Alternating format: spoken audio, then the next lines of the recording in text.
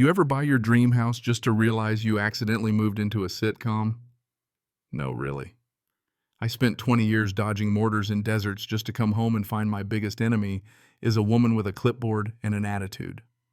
Welcome to my American dream, I guess. I'm not kidding either. After 2 decades patching up bases and busting deadlines in places where the sand gets in your teeth, all I wanted was a little piece. A piece of dirt nobody else could touch. So I retired, hung up the badge, and promised myself this next thing it's going to be for me. My rules, my home. The spot I found just outside Tucson. Quiet. No city noise, no neighbors peeking through the blinds. Just a dusty old house on its own little island of rock and scrub sitting outside every line the city, the county, and especially any HOA could draw. I did my homework, trust me. Lawyer, title company, real estate agent. I checked the maps, the deeds, all the fine print. If you've ever seen what happens when someone misses a clause in a contract, you know why I triple-checked. First day I pull up in my truck, there's no welcome party. Not that I wanted one. But I also wasn't expecting to see this woman, blonde tennis outfit, walking like she owns the street, clutching a clipboard like it's a police badge. She walks straight up, doesn't say hi, doesn't smile, just stares at my tools and asks dead serious, "Are you the contractor, or is this a short-term rental?" I wipe the sweat off my hands, try to be friendly, tell her, "No, I'm the owner, just moved in." You know that look people give you when you show up to a party you weren't invited to? She gives me that, then launches into this speech, something about Green Palms Preserve HOA, how all homeowners must register and wait for occupancy approval before moving in. I laugh, couldn't help it, because lady, I'm not in your HOA. Got the deed right here if you want to see it. She doesn't take it. She just says she'll verify with the board and then warns me in that voice people use when they say, "You'll regret this." Then she stomps off, leaving white sneaker prints on my driveway. You ever feel like someone just declared war on you but you missed the memo? So I go about my business, setting up the garage, getting ready for my solar panel delivery, planning out my workshop. Every improvement permitted, filed, cleared. I'm the only one who's supposed to care about it, right? Wrong. Sunday afternoon, she's back. This time in a champagne-colored Lexus folder in hand, new clipboard. She tells me the board hasn't approved my occupancy, that I'm breaking all kinds of guidelines, and that I need to stop all work and vacate. I just stare at her. I'm not in your HOA. Unless you're here to apologize, you're trespassing. That was the moment. The air shifts. She gets real close, leans in, spits out a threat, and then peels out of my driveway, flinging gravel everywhere, like a kid who got told no for the first time in her life. I wish that was the end of it, but you know better, don't you? Friday morning, I'm knee-deep in boxes, coffee in hand, sweating my butt off when the cavalry arrives. Moving trucks, solar panels, concrete, mix the works. It's like a construction site, only everyone's on my payroll. And right on cue, she appears again, this time with backup. Some guy in a logo polo and sunglasses, also clutching a clipboard. They're shouting about codes and permits at my moving guys, who look at me like, is this normal? I try to keep it civil. "Ma'am, you're not authorized to be here." She's not hearing it. She starts listing all these violations. Moving trucks, construction materials, even my parking orientation. I stop her. "This property's not part of your HOA. We've been through this."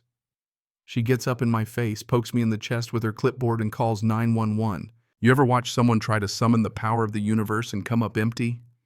She's on the phone talking about a suspicious individual and unlicensed trucks. The movers are looking around, half expecting the SWAT team. I tell them, keep working. I'm not losing a day's work to this circus. 15 minutes later, here come the sheriffs. Lights flashing, no sirens, because apparently even they know this isn't a real emergency. I hand over my paperwork. The deputy guy named Hernandez reads everything, nods, then goes to talk to her. She's still gesturing like she's directing traffic at the Indy 500. Finally, the deputy steps between us.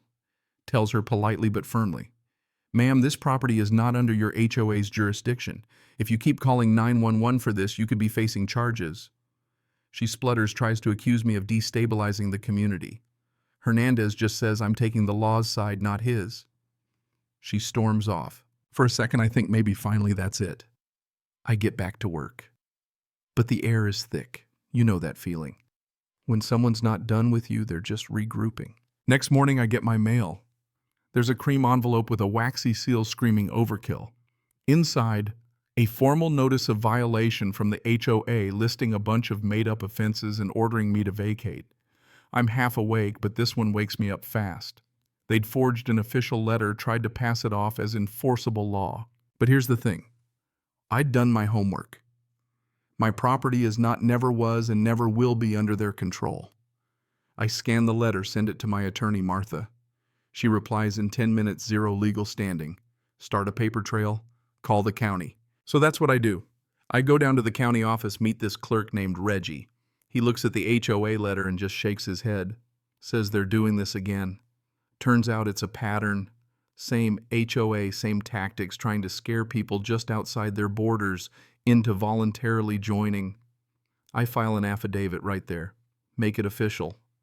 Reggie prints me a county-sealed map to post on my window, tells me this'll make him think twice. I want to believe him. But when I get home, my mailbox is bent. Not broken, just off-kilter, like someone tested how sturdy it was. I check my security cam footage. Sure enough, there's Karen clipboard in one hand, yanking on my mailbox, then snapping photos. She's not just being nosy, she's building a file. So I start one too. I print out screenshots, keep every letter, document every incident. I call Martha again. They're acting like a rogue HOA mafia, she says. And she's right. This isn't about one cranky neighbor. It's coordinated. Every day I catch another sign. A strange SUV parked just at the edge of my property. A guy taking photos with a zoom lens. He's gone before I can get close, but I run his plate through. A buddy, turns out he works for the same company, managing compliance for Green Palms. So now it's not just Karen, it's the whole board. Then there's another envelope, this time taped to my door, more aggressive, signed by some HOA general counsel and LLC out of Scottsdale, which is just about as official as a lemonade stand. The letter's packed with legal threats, civil liability code violations, all kinds of wild claims. I laugh, but not because it's funny. It's intimidation, pure and simple. Martha helps me draft a cease and desist.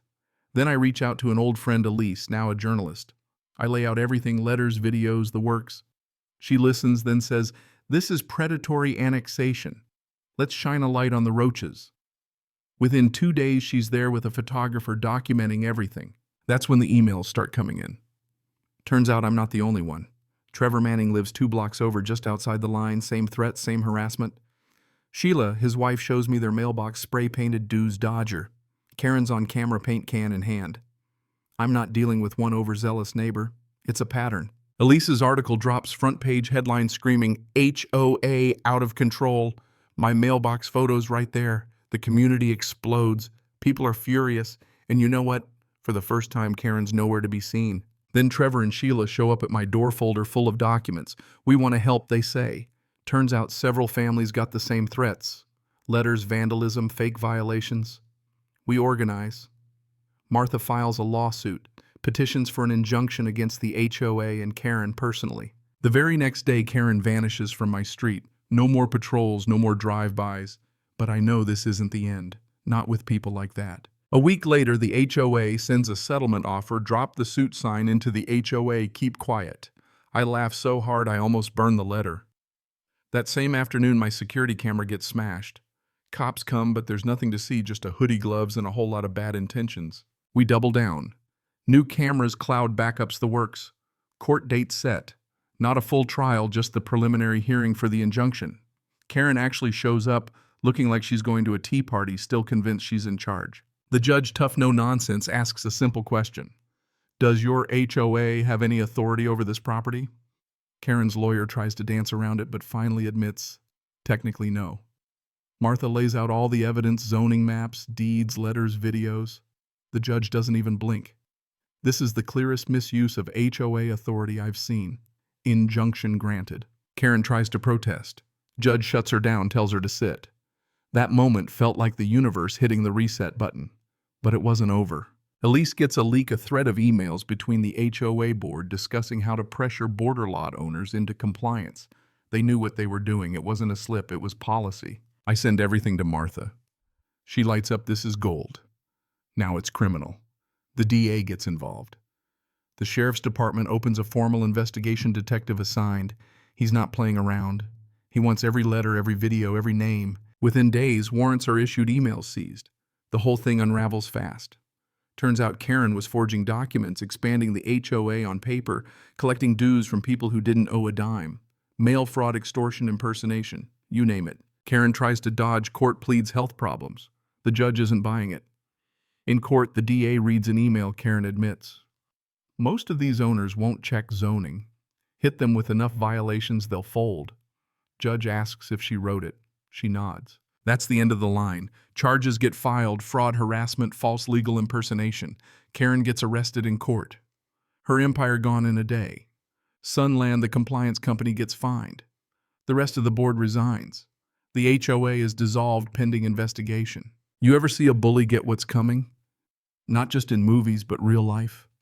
That's what it felt like. A few months later, I'm watching a county worker unscrew the last HOA sign from my property line. Feels good. The court awards us damages, $600,000 split between me and 5 others. Karen, the queen of clipboards, is serving 3.5 years in state prison, barred from any HOA for life. Now my workshop's finished. Solar's running, mailbox is straight, neighborhoods at peace. But I keep the file just in case. Lesson learned. Don't let yourself get pushed around. Keep records. Shine a light when things get dark. And when they escalate, you escalate smarter. Sometimes the only way to get your peace is to fight for it. So tell me, what would you do if someone tried to steal your land with paperwork and threats? Where's the line? When does fighting back become your only option? Have you ever dealt with power-tripping neighbors or bullies hiding behind fake rules? Drop your story below. Let's see just how common this really is.